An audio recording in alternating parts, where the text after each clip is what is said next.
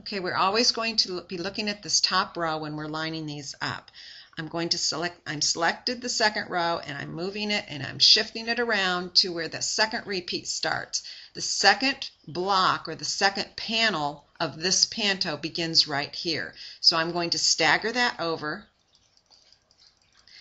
so that that repeat ends where it's supposed to. All right, now I'm going to select the third, and I'm looking at the row ahead of it on the top. I'm not looking at this row and sliding it over. I'm not going to look at the second row to slide it. I'm not looking at the previous row ahead of it. I want to be looking at this top row to scoot it over. Let me pan over to where the third panel starts here. From my printouts, I know that the third panel starts right here. So I am going to move this right under, or pretty close. I mean, you could turn your grids on and get real precise. I don't really have time to do that on this video, so I'm just doing it so you get the idea. Now I'm going to select the fourth row, and I'm going to move it. Here again, I'm looking at the top row on where I'm moving it. I made a mistake. I was trying to do this before, and I kept looking at the row ahead of it, and I just couldn't figure why it didn't work out, and that's why. So we're going to move this, and I know the next panel starts here because I have it right here in front of me in my printed version, that's where the next panel starts. So I'm going to move this right up under, pretty close to where that next panel starts. Okay, now if I zoom out, full zoom, you'll see the stagger. See how that staggers? This is the first panel, second panel, third panel, and then the fourth panel's here. So I'm going to hit finished. I'm done with that. The next, I'm going to hit finished. I'm done with modifying my patterns. The next thing I'm going to do is add a block. And I'm going to add a block. It's a clipping block. I want to clip out 144 inches wide because remember that's what the original repeat was.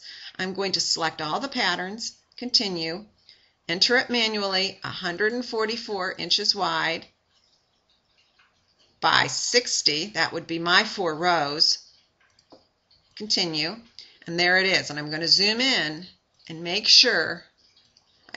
You know that when you're in a clipping you can still move the block around, and I want to move it around so that I can make sure that I've got a good position on that. See, okay, right here, that's where my fourth panel starts, so that's where I'm going to butt this up.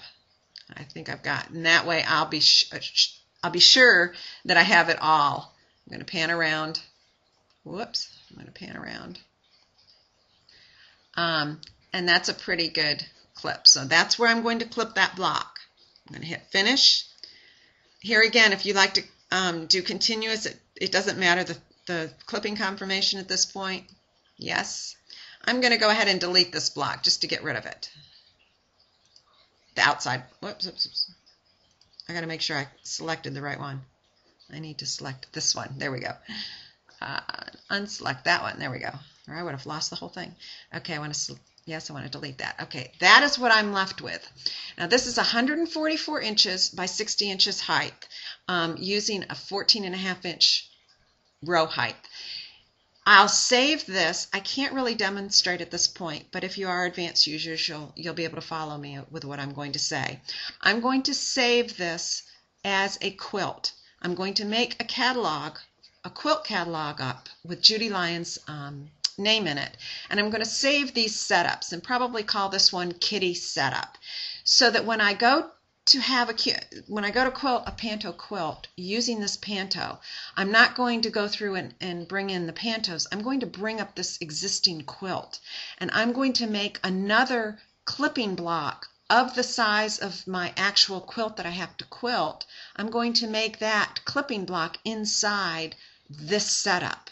So each quilt will be different. If I keep this quilt as it is, the setup, and all I'm doing every time I want to quilt a quilt with that panto on it, just make a new quilt using a clipping block off of this quilt, I think that will save a lot of setup time.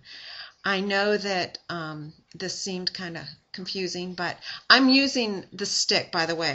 I'm beta testing the stick, so I couldn't actually save the quilt and go through that procedure here on my laptop, which is where this is being recorded. So I can't go through those steps using the stick, but I think you can understand